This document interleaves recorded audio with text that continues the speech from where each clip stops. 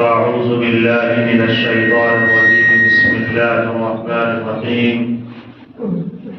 ولن ترضى عنك اليهود ولا النصارى حتى تتبع ملتهم قل إن هدى الله هو الهدى ولئن اتبعت أهواءهم بعد الذي جاءك من العلم ما لك من الله من ولي ولا نصير.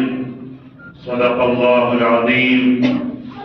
وقال تعالى: الذين آتيناهم الكتاب يعرفونه كما يعرفون أبناءهم وإن فريقا منهم ليكتمون الحق وهم يعلمون. صدق الله العظيم. معزز اور محترم دوستوں، بزرگوں اور دینی بھائیوں، اللہ تعالی نے ہمیں جس دین سے اور جس اسلام سے نوازا ہے، یہ دین، یہ ملت، یہ طریقہ اللہ کے نزدیک سب سے پسندیدہ اور محبوب ترین طریقہ ہے۔ اللہ فرماتے ہیں: ان الدین عند اللہ الاسلام، اللہ کے نزدیک اسلام پسندیدہ طریقہ ہے۔ ومن يبتغ غير الاسلام دینا فلن يقبل منه، اسلام کے علاوہ کسی طور طریقے کو اگر کوئی شخص تلاش کرنے کی کوشش کرے گا، کسی اور طریقے کو اپنانے کی طرف آگے بڑھے گا، اللہ فرماتے ہیں کہ اس کے طور طریقے کو قبول نہیں کیا جائے گا۔ دنیا میں بھی اللہ کی طرف سے اس کی قبولیت نہیں ہوگی۔ وَهُوَ فِي الْآخِرَةِ مِنَ الْخَاسِرِينَ، اور اللہ پاک آخرت میں بھی اسے خسارے اور گھاٹے میں رکھے گا۔ اللہ نے ہمیں اور آپ کو جو طریقہ دیا ہے، یہ طریقہ اسلام کا طریقہ ہے۔ ہمیں جو دین عطا فرمایا ہے، یہ دین دین فطرت ہے، یہ دین دین اسلام ہے، اور اسلام میں اللہ نے ہمارے لیے کامیابی اور کامرانی رکھی ہے۔ حضرت رسول اللہ صلی اللہ علیہ وسلم کو اللہ نے اسی مقصد سے دنیا میں مبعوث فرمایا کہ اسلام کے طریقے کی وضاحت فرمائیں۔ آپ صلی اللہ علیہ وسلم تشریف لائے تو آپ نے ہمیں صرف عبادت کا طریقہ نہیں بتلایا، بلکہ ہمیں ہمارے نبی نے زندگی گزارنے کے ہر طریقے سے آگاہ فرمایا۔ آپ صلی اللہ علیہ وسلم نے ہمیں معاشرت بھی سکھلائی کہ ہمیں اپنے خاندان میں کیسے رہنا ہے، اپنے ماں باپ کے ساتھ سلوک کیسا ہونا چاہیے، اولاد کے حقوق کیا ہیں، رشتہ داروں کے حقوق کیا ہیں، اخلاقی زندگی گزارنے کے طریقے بھی سکھلائے کہ ہمارے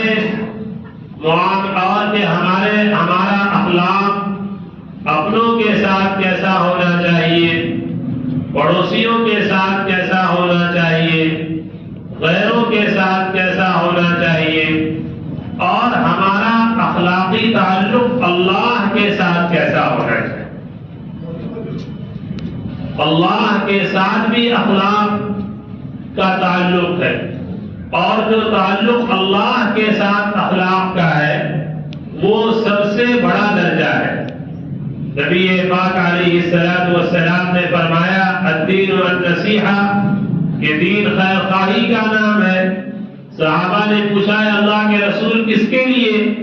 آپ نے فرمایا للہ ولرسولہ ولأئمة المسلمین ولعامتہم، کہ دین اخلاق کا نام ہے، نصیحت کا نام ہے، خیر خواہی کا نام ہے۔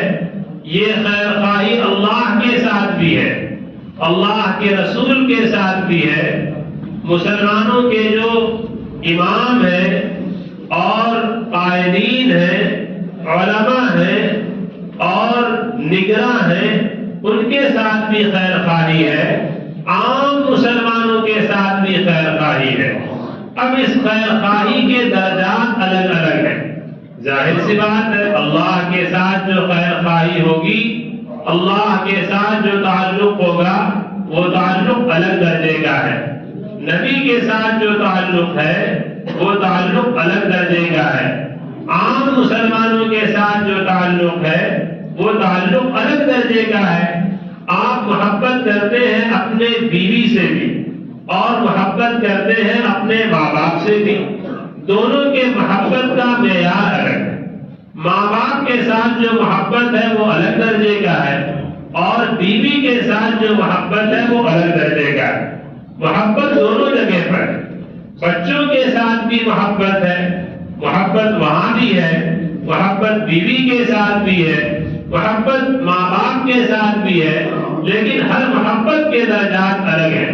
اور ایک محبت وہ ہے جو اللہ کے رسول کے ساتھ، ایک محبت وہ ہے جو اللہ کے ساتھ ہے۔ کیا ساری محبتیں ایک درجے کی ہیں؟ کیا سارے محبتوں کے راز ایک درجے کے ہیں؟ کیا سارے محبتوں کے تعلقات ایک درجے کے ہیں؟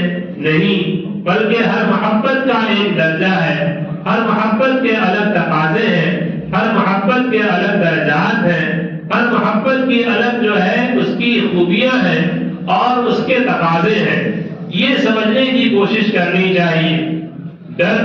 ڈر بھی ایک انسان کی صفت ہے اور یہ ڈر آپ کو ایک ڈر اللہ سے بھی رکھنا چاہیے۔ ایک ڈر ماں باپ کے ساتھ بھی ہوتا ہے، ایک ڈر جنگل کے جانوروں اور درندوں سے بھی ہوتا ہے۔ ہر جگہ ڈر ہے، لیکن کیا ڈر ہر جگہ ایک جیسا ہے؟ نہیں ہے، بلکہ ہر ڈر کے تقاضے الگ ہیں، ہر ڈر کا درجہ الگ ہے۔ ماں باپ کے ساتھ جو ڈر ہے وہ الگ ہے، اللہ کا ڈر وہ الگ ہے۔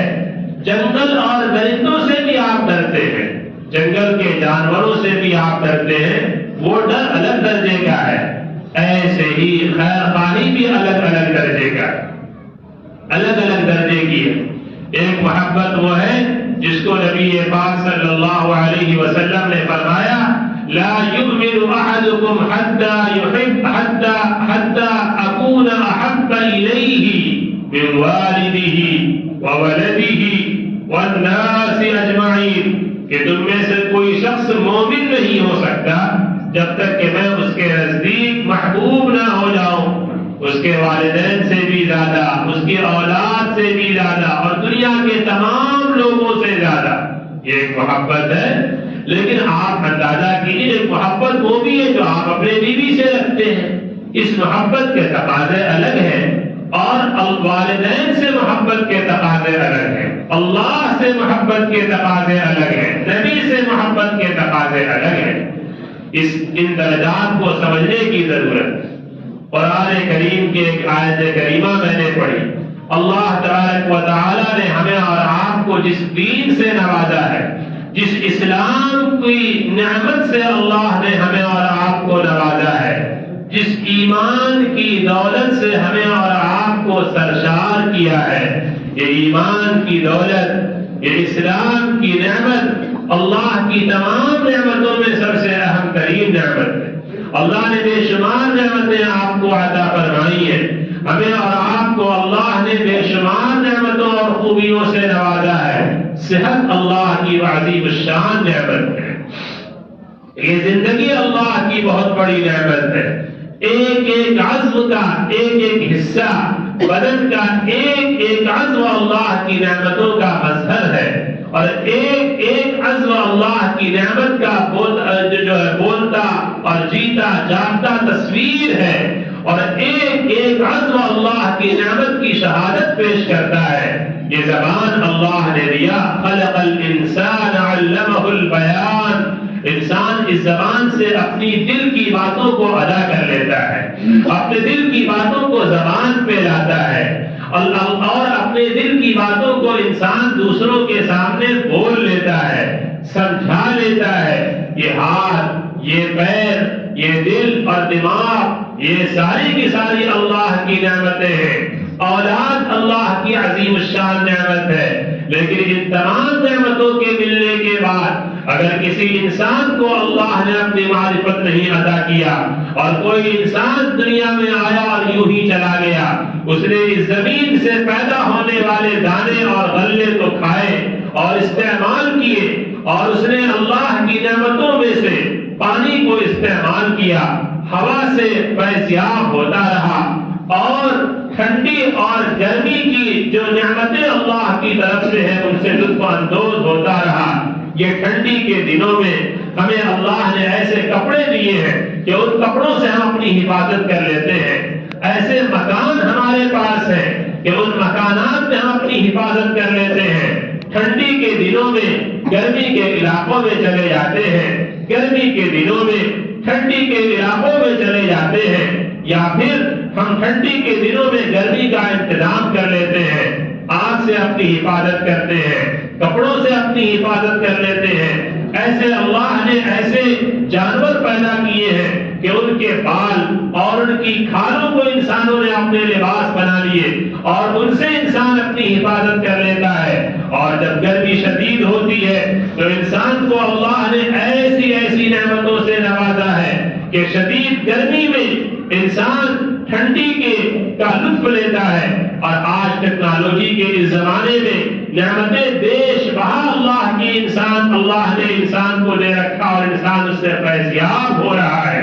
لإيلاف قریش إيلافهم رحلة الشتاء والصيف، اللہ نے اس دور میں جب عرب کے وہ لوگ کبھی یمن چلے جاتے تھے، کبھی شام چلے جاتے تھے، تجارت بھی کر لیتے تھے، اور جو ہے موسم کی مار سے بھی اپنی حفاظت کر لیتے تھے، ٹھنڈی کے علاقوں میں، ٹھنڈی کے دنوں میں گرم علاقوں میں چلے جاتے، اور گرمی کے دنوں میں ٹھنڈے علاقوں میں چلے جاتے۔ اللہ نے یاد دلایا، إيلافهم رحلة الشتاء والصيف فليعبدوا رب هذا البيت الذي أطعمهم من جوع وآمنهم من خوف۔ یہ اللہ کی نعمتیں ہیں، اور ان نعمتوں کو تم کہاں تک شمار کرو گے؟ ایک ایک نعمت سورۃ الرحمن میں اللہ تبارک و تعالی نے اپنی نعمتوں کو گنوایا اور بار بار گنوایا، اور پھر کہا فَبِأَيِّ آلَاءِ رَبِّكُمَا تُكَذِّبَانِ، اللہ کی کون کون سی نعمتوں کو جھٹلاؤ گے؟ تو اللہ نے یہ جو نعمتیں ہمیں اور آپ کو عطا کی ہیں، یہ ساری نعمتیں ہم دنیا میں استعمال کرتے ہوئے چلے جائیں۔ ہر موسم کی نعمت الگ الگ ہے، اور آپ دیکھیے پھلوں کو دیکھیے اور پھول دیکھیے، بے شمار طرح کے پھل ہم بیٹھے بیٹھے لطف اندوز ہوتے رہتے ہیں، کھاتے ہیں، سیراب ہوتے ہیں، گرم گرم کھانے تیار ہیں، لذیذ لذیذ پکوان ہمارے سامنے موجود ہیں۔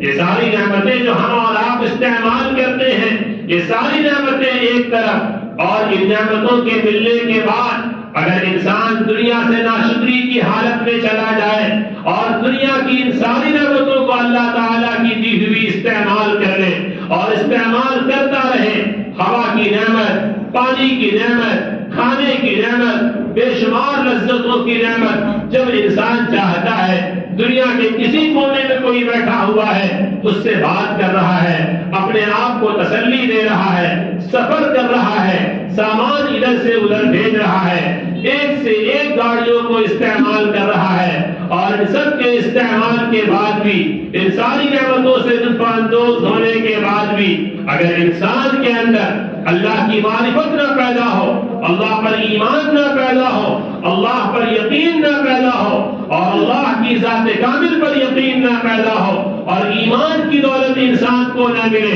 اور ایمان کی دولت سے محروم ہو کر دنیا سے چلا جائے، تو اس سے بڑی ناکامی اور اس سے بڑی محرومی کچھ نہیں ہو سکتی۔ میرے محترم بزرگوں اور دوستوں، یہ اللہ کی سب سے بڑی نعمت ہے کہ اللہ نے اگر کسی انسان کو ایمان کی نعمت سے نوازا ہے، یہ ایمان کی جو دولت ہے، یہ ایمان انسان کو تہذیب بھی دیتی ہے، سلیقہ بھی دیتی ہے۔ یہ ایمان چند لفظوں کا نام نہیں ہے کہ ہم نے کلمہ پڑھ لیا اور ہم مسلمان ہو گئے اور ہم مومن ہو گئے۔ ایمان نظر آنا چاہیے آپ کے زبان سے، آپ کے اخلاق سے، آپ کے کردار سے، آپ کی تعلیم سے، آپ کی بول چال سے، آپ کے ایک ایک عزم سے ایمان ظاہر ہونا چاہیے۔ آج ہم کیسے مسلمان ہیں کہ ہم جب مسجد کے اندر آتے ہیں تو مسلمان ہیں، اور جب مسجد سے باہر نکلتے ہیں تو کاروبار کے اندر مسلمان نہیں ہیں، اور معاملات میں مسلمان نہیں ہیں، اور پہننے رہنے میں مسلمان نہیں ہیں، اور کلچر میں مسلمان نہیں ہیں۔ آج دنیا میں اگر ہماری اور آپ کی اگر کچھ قیمت ہے اور اللہ کے نزدیک اگر ہماری کوئی اہمیت ہے تو وہ اہمیت صرف اور صرف اس وجہ سے ہے کہ ہمارے اندر ایمان ہے، ہماری نسلوں کے اندر ایمان ہے، ہمارے بچوں میں ایمان ہے۔ آج ضرورت اس بات کی کیوں محسوس کی جا رہی ہے کہ مسلمانوں کے تعلیمی ادارے بھی ان کے اپنے ہونے چاہیے، اس لیے کہ دشمنوں نے اور غیروں نے مسلمانوں پہ سارے کے سارے جال ڈال لیے، اور سارے کی ساری کوششیں کر لی، اور سارے کے سارے ہتھیار ڈالے، اور لالچ کی تمام چیزیں ان کو دیا، اور ان کے سامنے سارے ہتھیار ڈالے۔ لیکن مسلمانوں نے، اللہ کا شکر ہے کہ 14 صدی پہلے پہلے ہمیں اور آپ کو اللہ نے جس ایمان اور اسلام کی دولت سے اور اللہ کے نبی صلی اللہ علیہ وسلم کی امت میں پیدا ہونے کا شرف بخشا تھا، آج بھی ملت نے اور امت نے، ملت اسلامیہ نے کسی حد تک اس دین اور ایمان کو باقی رکھا ہے۔